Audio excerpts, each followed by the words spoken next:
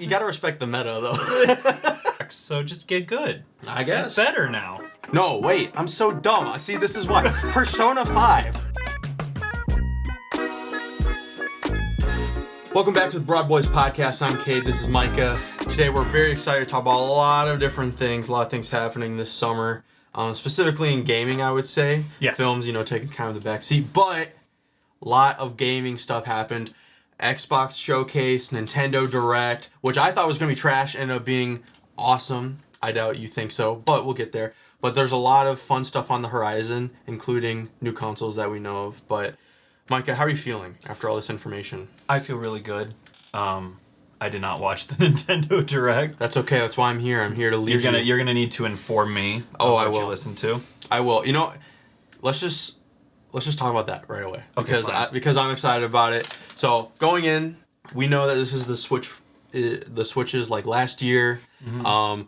I was expecting filler expectations on the ground, for me, very much so.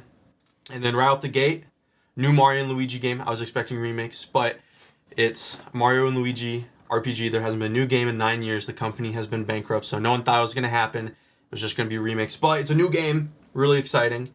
Then they hit us with Marvel vs. Capcom 2 re-release for the first time since I think the Dreamcast or PS2. Oh, that's exciting. That was huge. If you're in the fighting games, you know how big that is. So they announced that during the Nintendo Direct. Also crazy. New Mario Party, new Zelda game where you play as Zelda. I mean, like, that's pretty sick. You've never been able to play as Zelda before, unless you're counting spin-offs like Hyrule Warriors and stuff. But you play as Zelda. Dragon Quest 3 remake, release date reveal.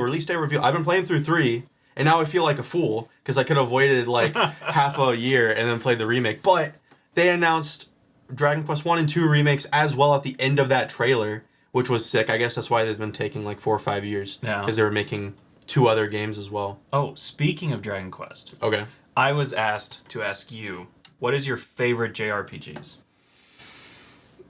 That's gonna be a whole topic. No. Just pick one now for this episode. One? I was asked by a viewer.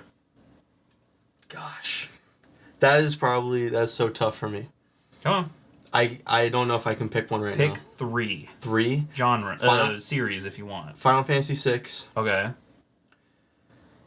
Does Pokemon count, or are we counting it? I mean, it's technically a JRPG. It's a JRPG. Pokemon Black and White. Okay.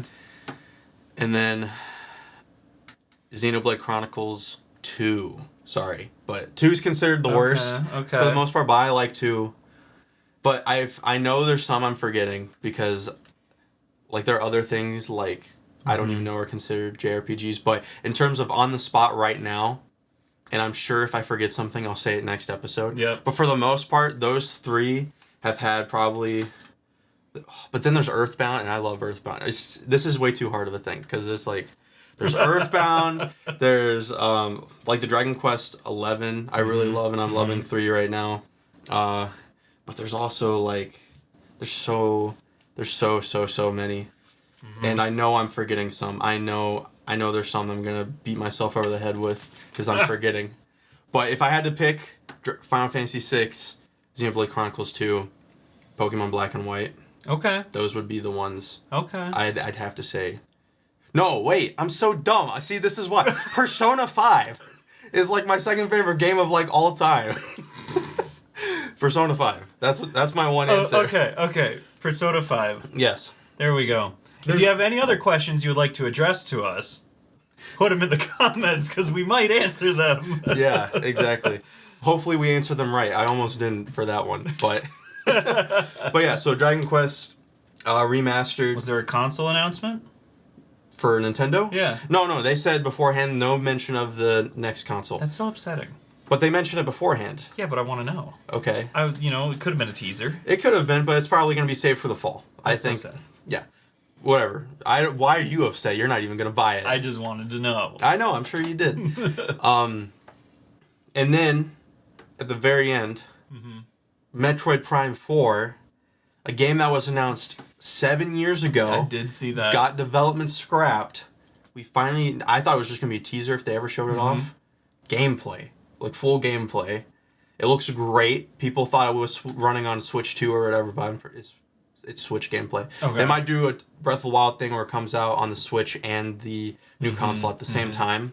Yeah. But Nintendo Direct was great, and I actually really loved the Xbox presentation as well. But I did Direct. see a lot of highlights from the Xbox one. Yeah. New COD game, COD 6. Yes. With hopefully classic zombies. Yeah, I'm just gonna say this. Yeah. I have not been a fan of Warzone. No, all right. I casually can enjoy some Warzone. Warzone's fine, but they've had a track record of kind of mid games. Yes. And I was really burned with Cold War because I saw zombies and I bought it, and it was just all mediocre. It was fun. I enjoyed it. Yeah. But no, this is the first time I've been cautiously optimistic for a COD game since probably Black Ops 4. So that's crazy. And even Black Ops 4, I didn't super love, but I loved the zombies. Yeah, absolutely. But I mean, if there's an arcade multiplayer like shooter game that I can get into, that's Call of Duty. I mean, I'll be fiending that. But are you buying it at full price right away? All right. So they have a presentation in August, I believe, and so we'll need to see because that will be where I really decide. But they're bringing back Gobblegums from Black Ops 3. Yeah. And I'm already smitten. I'm not gonna lie. They got me by my toes. So we just need to wait a bit more before I pre-purchase. I don't even know if I'm gonna pre-purchase. I might just wait. But if I have people that are excited, I'm probably gonna get it. Okay, I hear. I'll need to read reviews and see what people do first. Yeah, I mean, there's something special about being at a game at launch, and even if it doesn't turn out. I mean, yeah, of course there's something special, but then you just feel burned and you feel bad. Yeah, I mean, it was that way for Battlefront 2 for me. That came out on my birthday. I still like Battlefront 2. The newer one. Yeah, the newer one. I see. Even though people were saying it was a bad game, I still had fun at launch. But then as you play more and more, you learn how bad it is. Okay. Battlefront 2 is in a much better state than it used to be. Game-wise, the hackers are insane. Yes, I did see some of that biggest reason stuff. why I haven't played it much. Like, when I went back into it, I think 6 or 7 months ago, and I played some matches, I'm like, this is great. This feels good. The gameplay's fun. You have all of what you would like to have in a modern Battlefront game, and then you just get shot halfway across the map. Yeah. And it's like, but why? Just fix your game. I know, and I'm such a sucker. I think if Battlefront 3 came out, I would probably still buy it. I probably would too, but the Battlefront 2 original remaster... That, I don't know what... I mean, I was happy to see it. Yeah. But I think the execution didn't go well at all. So yeah, that was the problem with right. It didn't go well. It was just... I mean, they have the exact same problem as Valve has with TF2 at the moment, where the core gameplay is really good, but you're not protecting your game. Yeah. Like... Free TF2. Have you heard... Yes, free TF2. Have you heard of the drama with TF2? Yes, I've been following. Okay. Like, it's insane, because you have bots that advertise anti-bot stuff you can buy, so that you can have your own bot that follows you around that kills the bots. It's nuts. You gotta respect the meta, though. Like, this is crazy. The meta is insane. This is crazy. Why would I pay for a bot to protect me from other bots, especially when often it's the same company? You can get bot defense for the bots. That's crazy. It's so nuts. You know something else that I found interesting about the Xbox showcase? Yeah. Was a new game called Operation 33 or Expedition 33, right? So Which one was that? So it's a new game, new series, all that, but it's an RPG, turn-based RPG made by Western devs. Okay. Which really hasn't been a thing ever since Kingdom Hearts kind of popped off in the PS2 era. Yeah. Like Western devs have been mainly action RPGs, or at least AAA. But this looks like a AAA game, and it's fully turn-based. Okay. Which, say what you want about turn-based combat. I like turn-based. It's got a lot of people excited. Okay. I don't know if I'm one of them yet. I want to see a bit more. Okay. But I am excited. I'll have to look at that. Yeah. What other interesting new upcomers? Fable. That would be exciting. Gears of War. Gears of War. I'm not the biggest Gears of War head. I really like Gears of War. So I'm looking forward to that. I know it's a big deal. It is a big deal. I know it's a big deal. It is. Because it's a prequel, right? Because it's supposed to be... I believe so. I haven't actually looked at what the story is, other than I saw it, and I'm like... You're going to get it? We'll see. We'll see. We'll see. Did you play 5? Was that a PlayStation exclusive? Gears of War? I can't remember. It's always Xbox Sorry, exclusive. Xbox exclusive. Yeah. There we go. My bad. I was going to say. Scrap that. That was dumb. Maybe you're a fake fan. I might be a fake fan. I did not play 5, though. But I like the game. I watch people play 5. Yeah. Which is a better use of my time, generally. Okay. For a lot of the story games, just watch a compilation. Okay. If I disagree, I think. I mean, there are some games that I think are definitely better to just watch someone who's like stitched the story together and remove a lot of the gameplay. Assassin's Creed Valhalla is one of those. I don't want to play 150 hours of Valhalla just to get what, sums up to be maybe an 8 or 9 hour story. It feels weird, especially when you can watch someone just show you the main gameplay points and the story. So one more.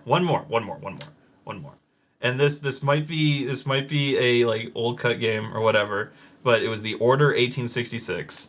The gameplay was not fun, but the story was pretty decent, at least in my opinion. The story was pretty decent. It was this weird like futuristic tech where like Nikola Tesla was super popular, so it's a lot of electric weaponry and stuff. The story was pretty decent. I enjoyed the story. I played a little bit, got rid of the game because I hated the gameplay, and then I watched someone go through the story because I really liked the story, and just the gameplay was tedious. When it comes to that, I can see multiple different viewpoints with that. On one hand, the story you said about the game, that you hated the gameplay, but you love the story, or you find out that you love the story, I think that's fine. I think it's perfectly fine to experience a game vicariously through someone else playing it. I don't think you could consider that the same thing as actually playing it, though. No, I agree. I think those are two different ways to experience a game, and I don't think they're on the same level, I would say. Did you play Death Stranding? I did. Okay. And did you like the story? No. Really? No, I didn't. Interesting. Because I did the same thing with Death Stranding, where I didn't buy it or play it, because I saw a lot of people were like, the gameplay's slow, it's repetitive, it isn't super fun. But I did watch someone go through the story, and I genuinely enjoyed the story. That game was not for me. And so I realized that about halfway through, and so I left it. But I didn't go... I still don't know how that game ended, I guess, because I didn't see the ending. Because it wasn't for me. That's fair. That's fair. But I think that, maybe story games are different. Like, because if someone were to say that about The Last of Us, I'd be like, okay, yeah, I guess. But there's a lot of character building you get in the smaller moments. Like, even like God of War, you can get all the cutscenes together, but you have like conversations between Kratos and his companions just from random like conversations they have while out in the field, where you don't get the full experience. You don't really get the full thing. No, I get that. It is just for a lot of these, I guess, the really open world craze where it's like we want people to play for hours and hours and hours, and it's like, well, there's bloat. For sure. There's a lot of bloat that I don't want to play through. I think Valhalla is probably my prime example of this. And my prime example of that would be Assassin's Creed Odyssey. I got through 2/3 of the game, and I realized you need to do all this other side stuff that I did not find enjoyable. And I was like, all right, I'm done. I don't like any... This is a hot take. I don't like any of the RPG style Assassin's Creeds. I haven't found one I liked yet, so I can't disagree. I know a lot of people were like, it was an improvement. They really liked it. A lot of people liked Origins and Odyssey. It's just not it for me. I want to play a game where I feel like an overpowered assassin. I want to hack and slash through a crowd. I don't know. I mean, I don't know how Mirage did it a bit better. Because it was supposed to be that return to form, Yeah, right? return to form. A lot of people enjoyed it, but it got a lot of mixed reviews because there are a lot of people who are like, they really want the RPG style. Yeah. And that's the problem with changing the style and then going back, is because you have those new fans that aren't expecting Yeah. aren't expecting the shift back. Exactly. And it's really interesting because, like, you go to... Now we're on tangent. You go to the original Assassin's Creed games. If you actually... So this is a fun fact for Assassin's Creed fans, if you want to go look. All of the assassins, so the Connor, Kenway, because there's two of them, they all have very similar execution styles, but it's their own type of execution based on their personalities. Okay. And so you can actually, like, see that, you know, they, like, some of them knew each other, were trained by similar people, and they show that in the actual style of their executions and fighting, which is kind of cool. It's a neat detail. That was a bit of a tangent. Yeah, I don't know what that had to do with anything. Nothing. It was just a thought because I had seen it and I really like it. But yeah, I'm interested to see how Assassin's Creed, was it Shadows? Shadows. I'm interested to see how that. I'm super excited. Yeah. Because I think they're gonna do. I hope what they do, because I believe there's two characters. You're gonna be playing as Yasuke. Yeah, as a samurai and a shinobi assassin. Yeah. Shinobi? Anyway, as an assassin. A ninja. We are not experts. We are not. And so I'm hoping there's a play style that's going to force you to play in stealth, and then there's one that's going to give you that sort of hack and slash feel. Yeah, it might be that in between that people are really looking for. Exactly. And even if you're like, well, I hate the samurai levels, well, I love the shinobi levels. And if you hate the shinobi levels, you got the samurai levels. Absolutely. I'm more worried that, like, maybe it's, with how reception has been to other stuff surrounding it, that might be bombed before it even comes out, which I hope doesn't happen. I know. But, you know, there's always... Speaking of that, there's, like, a huge rise in, like, Japanese games, like games set in Japan. Yeah. And media and everything else. Mm-hmm. I mean, it's been very popular at the moment. Yeah, I mean, even upcoming games, you got, like... Oh, that was a big thing at the Xbox showcases. There was a lot of, not even necessarily Japan, but more Asian-style settings. Yep. Which is really cool. Yeah. A lot of Asian-style settings. I think it's because there's a lot of mythology that people like. Because the struggle is, here in the West, what mythology do we have? Are we going to go hunt Bigfoot. We have Bigfoot. All right, no. Listen, a Dark Souls-like game, or Sekiro, but you're in a Louisiana swamp. And you just fight things like the Mothman and Bigfoot. And you wrestle a bear or like a giant crocodile. Tell me that wouldn't be the sickest thing ever. That would be a lot of fun. There was that one meme a while ago about that guy that could shoot beans. Imagine you're fighting like Billy the Bean Shooter. And what if it was a Bloodborne style game? So you have guns and stuff too. And so, exactly. Yeah, you're just... So I think it could work. It just hasn't been explored. That's true. That's true. It doesn't feel as I guess you wouldn't look at it and be like, wow, this is stunning. You would look at it and be like, I just feel like a hick in Louisiana. I guess. But I think the thing that draws people to the more ninja setting, because I think it's specifically swordplay that we see with a lot of the Asian. It's not Asian. It's like historical Asian, where you're in a historical period of Japan or China or you know. They have more history to explore. And I think the swords are the deal. Like, I think people like cool swordplay.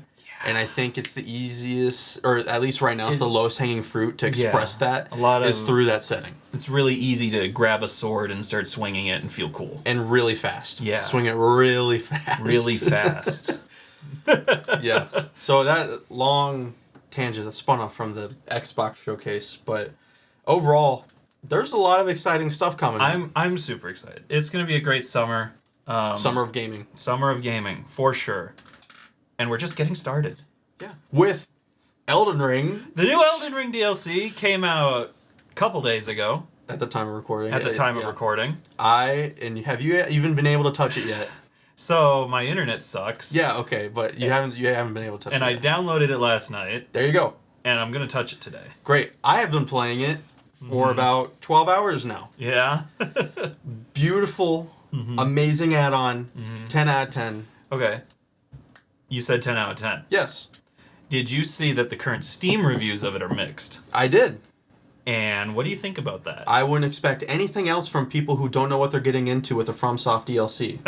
That's what I think. I think you guys weren't here for when the Dark Souls 3 DLC came out, when you were able to... Because now you can look at guides for everything, and people know the attack patterns of everything. When the Dark Souls 3 DLCs came out and you had like Sister Freed or Dark Eater Madeir. Yeah. Those guys were beasts. Those guys were super difficult. The DLCs are the most difficult part of FromSoft games, and some people are too impatient, or maybe they forgot because it's been a couple years about what a hard game actually is. That could be. I did hear that the DLC is not as sort of level forgiving as before, so you can't just circumvent things and then come back when you're 10 times stronger. Well, so the deal with that is that there are new collectibles that will increase your damage resistance. Yep. Specifically for the DLC. And attack power, right? Yes. Yeah. So the DLC has its own kind of progression system. Yeah. So you can't jump in at like level 300 and blow through the whole game. You got to still find the specific upgrades for the DLC. Which I think for an open world game like Elden Ring, I think that was the right approach. Yeah, because if you don't want to fight something, right, go find the things you need. Mm-hmm. Yeah, you don't. I mean, I did hear that there is a couple sections that are completely hidden behind just invisible walls that you got. Yeah, and that's awesome. All of this to say, I'm loving Elden Ring. Yeah. I think the people who are leaving bad reviews should give it a bit more time. Yeah. You know, I think you can do it. You just need to remember what it's like to play a difficult game again that you don't know front to back. Okay? Yeah. I believe in you guys. I believe in you too. I mean, I'll give my review after I've played a little bit. Yeah, and when I'm completely done with it, maybe the final part is completely BS. Yeah. But the biggest complaint I do see is like you get killed in 2 hits, which get good. It's a FromSoft game. I don't know. Well, it's like if you block, then you get stunned, and then you get hit, and then you die. So they buffed perfect blocks, so just get good. I guess it's better now. Like okay, yeah, no, I'm. we'll have to see as we keep going. Yeah, absolutely. But Elden Ring's sick. Really looking forward to other games coming out. Yeah. Also, if you say the weapons are cool and everything's cool and it looks great, grow up. It's still better than 90% of other games coming out. Can't argue with you there. I mean, it's basically a whole nother game. I didn't think it was going to be that huge. I know. And that's insane. Thank you, Miyazaki. Yes. Though Miyazaki is kind of a liar. He was like, oh, it's going to be the size of Limgrave. It's like, oh, it's like... And he was even like, yeah, this isn't exactly my ideal. I think it's the same footprint as Limgrave, but you can just keep going up. Yeah. It's huge. The guy's too humble. It's huge. But yeah, Elden Ring has been sick, and that's mainly what I've been playing. I played a little bit of Dark Souls 1 in preparation, but now it's all Elden Ring, baby. Let's go. It's all Elden Ring. So, other games that I'm looking to play soon is I've never played Mass Effect before. Really? Have you played it? I have played part of the first one, but I bought the trilogy? The trilogy when it was on sale, and so I've been looking for a reason to play through all 3. Mm-hmm. And then obviously, because I'm just a sci-fi nut, I have watched all the lore videos, but I want to play the games. Okay. I've never played them before, and I don't really have an idea of what they're about. Yeah. Could you give me an explanation real quick? About the appeal. Like what? About the appeal? Don't give me a breakdown of the story. Give me what's the appeal of the game? The tough part is it's definitely very story heavy. Yeah. Think of it as the grim dark version. This is probably really off, and people are gonna be upset at this, but it's in my mind, and the easiest way I explain it is it's the grim dark version of Halo. Okay. So take because Halo is a calamity saga anyway, but it's definitely lighthearted and it's definitely not grimdark. Yeah. Mass Effect is definitely more of that grimdark Halo vibes. You'll play it and you'll see very similar concepts. There's an enemy, there's these gates that you jump through, stuff like that. Excuse me. But it is definitely a lot more bleak. Okay. So you'll feel it as the main gameplay loop like story and then shoot, or very similar to Halo. Okay. I mean, it's interesting, and I'm sure they're great for a reason. I'm interested to see why. Yeah, the first game, gameplay wise, I mean, obviously it's the first game of a new series, whatever. But Mass Effect 3, I believe, was Game of the Year. Okay. Once again, I haven't played it yet, which is unfortunate. So if you start playing, I'd love to. But what we have playing is Monster Hunter World. Monster Hunter World. And I haven't been asking you too many questions about the experience just because I want to save it for this. Yeah. I want to know. So we talked about Monster Hunter World a couple weeks ago, and we started playing it together. Got him in. Yeah. He's playing Gunlance right now. Yep. I'm doing a longsword run through World, and right now we killed the Odogaron. Rathalos. Yes. So we need to fight the Diablos, and then we're going to be venturing into high rank very soon, right? Yep. So we've experienced 4 different maps. Yep. Different monsters. They're all, you've fought the small ones, and now we're on the mid-sized ones, I would say. I'm really looking forward to the big ones. The big ones, because that's what I saw you playing before, and that looks very exciting. So what's been what you liked, what you disliked? Initial impressions. Yeah, initial impressions of the game.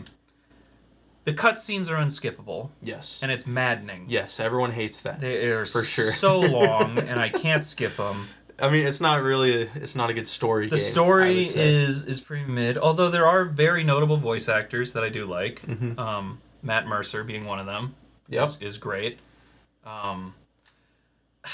The trouble with it is, like, you got to talk to a lot of people, and they just yap and yap and yap. It's whatever. Just give me a skip button. Yeah. It's outside of that, the gameplay loop is really fun. It's really fun. And for context, he is using Defender armor, but not the Defender weapons. So he hasn't even been making the armor yet, though you've been looking at some, you're like, oh, this is cool. I like how they look. I think the big thing is the gameplay loop is a lot of fun. We have played with a friend of ours who is in the same spot I am, but he's not using the Defender armor. Yeah, and he's taking a lot more damage. And he's taking a lot more damage. And I think there's definitely something to be said about the onboarding experience of being able to fight these smaller bosses and feel good about it. And I'm expecting to get thrown around by the bigger ones. Yep. Which then makes the bigger ones feel a lot harder hitting. Yeah. Right? Yeah, so the biggest part of Monster Hunter, at least for me, is learning about the different monsters. Like, for example, like the Toby Kadachi, for example, the electric squirrel guy, right? Yes. He loves a certain area, but sometimes he'll venture into other areas. Yeah. And then, so it's about learning his patterns, about not just his attack patterns, but what does he like to eat? So you can lay out a paralyzed meat or whatever, so he'll get paralyzed. Or what element is he weak to? Like, how does he interact with these monsters? Does he get in a turf war with an Anjanath? Does he get in a turf war with the Great Jagras? Like, those details are really fun, at least for me, just because I've been in the game for so long, and I know that, like, it's cool seeing that they really tried to make each map an environment, and you can really get that feel from it. Yeah, absolutely. There are definitely parts that I wish were just a little easier. So inventory management is kind of frustrating. Yeah. Which is fine. And you haven't even gotten into the crafting stuff. I haven't gotten into a bunch of the crafting stuff and whatever. So there's definitely a level of UI could be improved. Yeah, I think it's loadout management specifically could be improved. Yeah, a lot. I also really wish my whole server session could have friends in it, not just the ship where you meet with each other. Yep. That's more of just a little gripe. It's an MMO, but you can't see each other. You can't see each other until you're in the game, and if there's a cutscene, they can't join. Yeah, you can't join until after the cutscene. Which I'm really hoping these are things fixed in the next game. Yes. That's coming out this year. So next year. Early next year, right? So that is, I completely agree with you on all of those criticisms. I think the most popular mod for World on PC is the skip the cutscene mod. I believe it. I believe it. It hurts. It hurts to sit in them. Yeah, people don't want to go through that, especially if you're replaying the game. You just want to get through it. People don't really play for the story. No, I believe it. It's... Yeah. Also, what's the appeal of playing through it again? So, different weapons, I would say. But can't you just same character? Yeah, you could. Some people like going through it just from the beginning, like any other game, I would say. Like, I'm playing with him with a high rank character that I'm just using lower weapons. Yeah. So, I'm not trying to break the game. Yeah, well, so to that point, there's an achievement for playing for helping 100 people that are low rank or high rank as a master rank hunter. Really? So that's actually encouraged, is going out and helping those people. Interesting. Does your character like gain stats themselves? No. Because it's just your armor and weapons. Yep, armor and weapons. So to me, I guess I don't see the point in restarting because you can. It's not a big deal to me. I don't know. It's just I could. It's fine if people want to do it. I just I'm like, the only thing that's changing is you can change your name and your looks. Your name and your looks. So, whatever. Okay, I've said enough criticism. I really like the game. It's a lot of fun. There are definitely weapons where I'm like, the hammer feels kind of brain dead. It's fine. I really like the gun lance. There's combos. It feels nice to hit your combo and whatnot. I did see the charge shield. The charge blade. The charge blade that yeah, our friend was using. Yep. And that looked sick. It looks really sick, and it has probably the most complicated combo tree. Yeah. So that's probably my favorite weapon because it's really rewarding for knowing the different mechanics of it. Yeah, and I've tried the gun bows. I'm personally not a fan of them. Yeah. However, the whole ammo type thing is super cool. I really like that if you know your enemy, you can pick one. Although it certainly feels that for each section, there's just kind of a meta that you always load. Probably. Which is what it is. The heavy bowgun has the highest DPS in the whole game. Oh, I believe it. You can just keep pumping damage out. It's not. It wasn't fun. Yeah, that's fine. And that's fine. And I felt that way when I first started Monster Hunter 2. I started with melee weapons, and I could not get I hated the ranged weapons. Yeah. Because it was different than what I was used to. I was used to the shooter layout. And and it was different, and I didn't like it. But it was actually the older games that got me into the more ranged weapons, and then I was able to translate that over. They just feel slow, and which is saying something because the gun lance is super slow. Yeah. But I get a shield. I get to be right up in front. Yeah. And that's your playstyle. Yeah. And I've been having a blast playing through it again. Yeah, so. I'm having a great time. So. I will say there's a lot less frustration than most world playthroughs. I don't think we've failed a mission once so far. We have not. We almost did. Yeah. Against the Otogaram. But other than that, it is pretty good. Yeah, I'm excited, and I haven't finished Iceborne yet, so I'm hoping we can get through Iceborne 2. Yeah. Because they added DLC, so there is a final monster now. Okay. Called Fatalis, and that's like the big final thing. So if we could get there somehow, that'd be sick. I'm down. That's super exciting. Yeah. And there's so many cool monsters. Yeah. So they get bigger and crazier, and they have way bigger moves, and they'll shoot stuff at you. So I'm really looking forward to it. It'll be fun. Okay. Well, those are games we're playing right now, and games coming out in the future. So Summer of games. But let's back to the past.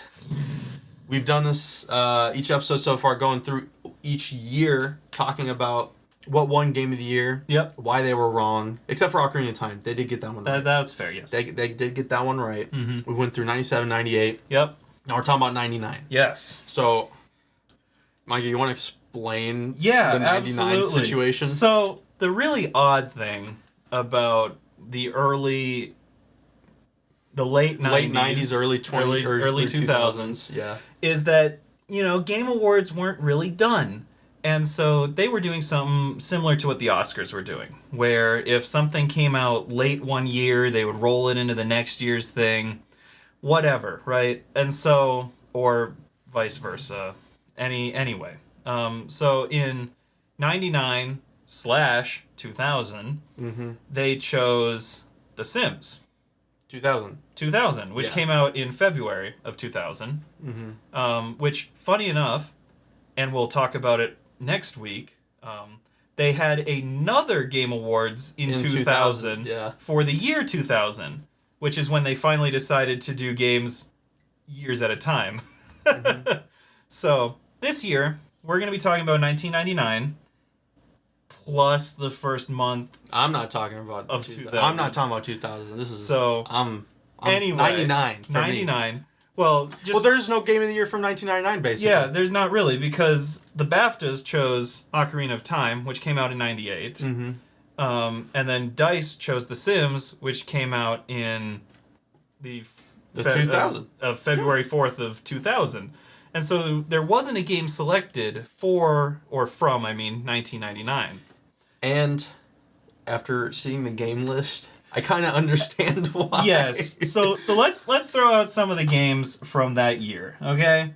Starting at the number one seller of that year, Donkey Kong 64. It's insane that's number one. That's the number one seller from 1999. Mm-hmm. Now, keep in mind, in 1999, out of the top 10 games sold, 7 of them were Nintendo games. Yeah, good reason. I don't know about these ones, but There's not a whole lot of choices. So let's just go through some of the ones you might recognize. Resident Evil 3, Nemesis, Final Fantasy 8, Tony Hawk's Pro Skater. That's a legacy game. I don't remember it being very good. I remember 2 the most. Yeah. So that's why I can't really top out 1. Silent Hill? Yeah. On PlayStation?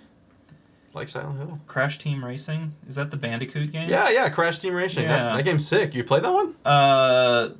Did I? Did you? Was it on PS2? No, it was on PS1. I did not then. Well, it's pretty good. The only ones I'd play were the ones that were ported to PS2. Mm-hmm. Grand Theft Auto 2, Gran Turismo 2, Age of Empires 2, which if you know anything about Age of Empires 2, that's the big one. That is still popular today, at least the remastered version. But it's not really remastered, it's just HD. Yeah. So, whatever.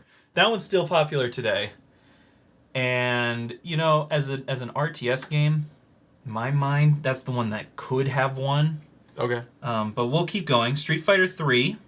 Yep, not Third Strike, but just the original Street Fighter 3. No, that is Third Strike. Third Strike? Yep, Third Strike. In 99? In 99. Really? Yes. I find that hard to believe that it wasn't just the OG Street Fighter 3. No, Street Fighter But 3, okay, Third Strike. if we're saying Third Strike. Fight for the Future. Don't know that. I was just in the thing I pulled up. Oh, okay. Anyway, Super Smash Bros. I'm trying to see if there's anything else interesting here. In 99. Roller Coaster Tycoon. The OG. OG? And Majora's Mask didn't come out until 2000, didn't it? Yeah, Majora's Mask was later. Okay. But, I mean, that's basically really it. Quake 3. Quake 3? Quake 3. Harvest Moon 64. I like that one. And for all you Worms fans out there, Worms Armageddon came out. Worms Armageddon. Yeah.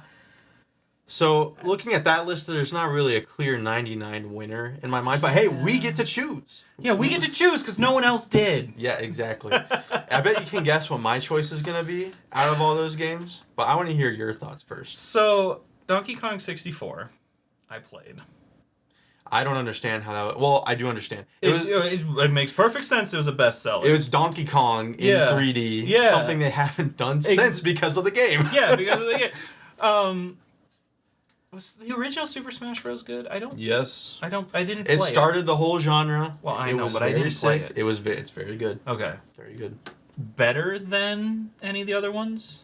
I would say better than Smash 4, but, Okay. Interesting. My pick would probably... And don't get me wrong, I did not play Age of Empires 2 in 1999. I played Age of Empires 2 in 2012 or something. Whenever the HD version came out. Yeah. Because, I mean, the game, I don't believe, was any different, other than the controls were tweaked a little bit to feel better. Were the graphics upgraded at all? Well, in that one? they weren't... So the graphics weren't upgraded. They went from the same graphics to a sort of HD visualized graphics. So the particle effects were upgraded. All the character models were still the same, I believe. They were just retextured to be more vibrant and less pixelated and stuff like that. Okay. But I don't know. As obviously, I didn't play it in '99, but if I were to look at games, I would say Age of Empires 2 is one that is still kicking and has a thriving community. This many years later, they still do tournaments and stuff. Like it's practically, I think it is an esport. Yeah, I mean, I don't know that much about Age of Empires, but I have heard of Age of Empires 2 before. Yeah. And I know that people love it to death. Absolutely. for me, I bet you could guess I was going to say Smash. Yeah. And that would probably be my choice for this year. Mm-hmm. Unless, if it's Third Strike, then I would be more prone to saying Was Third Strike one that was on in the arcades and stuff? So all of them are in the arcades. Yes. There's Street Fighter 3, Mm-hmm. Street Fighter 3, but the second version, I'm forgetting what it's called at the moment. Mm-hmm. And then Street Fighter 3 Third Strike, which was the third edition of Street Fighter 3. Best by a long shot. Do you remember what the branding looked like on the side of the case? On the side of the case, it was depends on the case. The one I see vividly in my head is he's doing a flying kick across the top of the arcade machine. That could be it. Yeah, I think that's the one. I think that's Third Strike. I mean, you had characters like Makoto, and you had characters like Q and Necro, and shoot, what's his name? The guy that has that does the squares, Uriel. I think. Yeah, something. But the funny thing about that game is, like, when it came out, people didn't like it because there were barely any Street Fighter 2 characters. Yeah, and they're like, who are all these weirdos? And now it's like one of the biggest legacy games. Yeah, absolutely. I don't think it's Game of the Year. Street Fighter Third Strike? Yeah. No. I mean, I'm more prone to say Smash, just because of how much I think Smash means now. I hear you. I think my answer would be Age of Empires 2. Yeah, and I think that's a perfectly reasonable take, too. I could be way more convinced to give it to Age of Empires 2 if I knew a bit more about what the heck I'm talking about. Absolutely, but absolutely. For me, I see the OG Smash, and I think, wow, that was, like, killer for the time. Right now, it's still being played in tournaments. Yep. There's a mod for the game called Smash Remix that is still going strong because people love the 64 gameplay style. Yeah. So it's still big. You know, just like Age of Empires 2. I think Age of Empires is bigger. I think we can give it to Age of Empires 2 for now. I will concede. Okay. But when we hit 2001 or absolutely. there might be I'll fight a little harder. In the future, there are going to be other ones. Like, obviously, we get into the proper 2000s where I think there were a lot of really great games that got snubbed, and we'll see those because Majora's Mask didn't win. Well, it didn't win 2000, right? Yeah. Yeah. I can't. Well, that's for next week. That's for next week. That's not this week's conversation. Age of Empires 2 should have won in 1999. That's what we have determined. Regardless, whatever reason why they chose games from 98 and 2000 and just completely skipped 99. So, yeah, that's on them. Crash Team Racing would be a good third place, though. That would be. But Age of Empires 2, there we go. So we got 3 under our belt. Yep. They got 97 and 99 wrong. Well, they didn't even do 99. No, but you agreed with Ocarina of Time. Yeah. So, but we'll have to see the 2000s. I'm excited for the 2000s because I know way more about those. A lot of the early 2000s games is what we grew up on, and it'll be exciting. It will be exciting. Oh. But yeah, thanks so much for watching all the way until the end. I've been Cade. That's been Micah. I have been me. Yeah. Be sure to like, comment, and subscribe. Check out our full audio links down in the description and anywhere else we do our podcasting bits. We'll try to answer any questions in the comments. If you have any suggestions, please let us know. Well, it's been great. See you guys. Thank you. Bye.